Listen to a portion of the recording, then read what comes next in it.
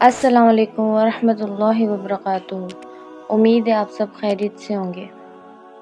حج میں زبان کا حق، جھوٹ، غیبت اور لڑائی سے بچنا، زیادہ سے زیادہ لبیک اللہم لبیک پڑھنا، یہ کانسیپٹ سمجھیں، ذکر الہی کریں۔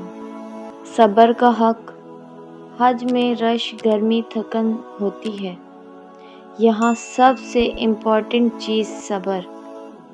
جو صبر کرتے ہیں اس کا اجر زیادہ ہوتا ہے، سبحان اللہ۔ برابری کا پیغام، احرام میں سب ایک جیسے لگتے ہیں، کوئی امیر غریب کا فرق نہیں۔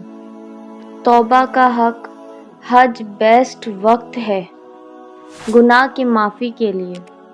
دل سے توبہ، اللہ ہر گناہ معاف کر دیتا ہے اگر سچی توبہ ہو۔